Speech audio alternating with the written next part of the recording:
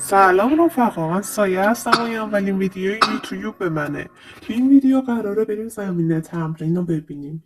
زمینه تمرین پابجی دقیقا همون جاییه که حرفه‌ای‌ها داخلش ساخته میشن. پس این ویدیو رو از دست ندید و اینکه اگه خوشتون اومد سابسکرایب یادت نره.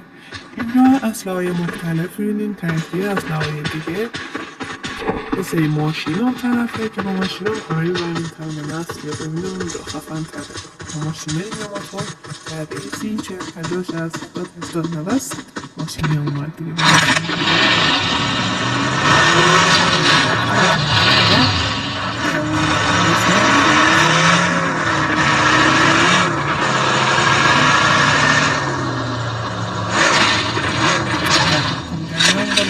پاک میکنیم. اینجا اصلا هوایی دیگه الان مشاهده میکنیم با مخلفات کیف است و همه مختلف.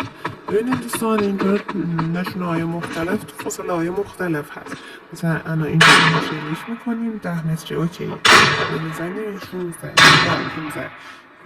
بعضی اسلحه ها فقط یه مدل تکدیری دارن، یعنی دونه میکنن، ولی این انفوری که الان دست من آتوه میتونه یعنی پشت سر هم میکنه یا قسمت سینگل داره شلیک میکنه و این که اسلحه براست یعنی سه تا شلیک سه تایی همطور که می‌بینید با نشونه ها واضحه، یا این که سینگل تک شلیک میکنه.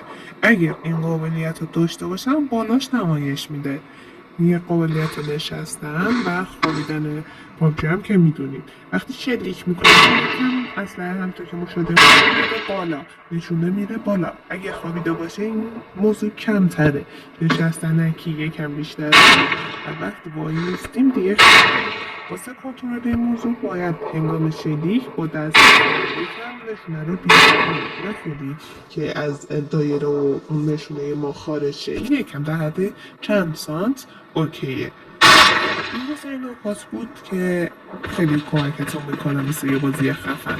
تا نکات دیگه فعلا بدرود، سابسکرایب یادت نره.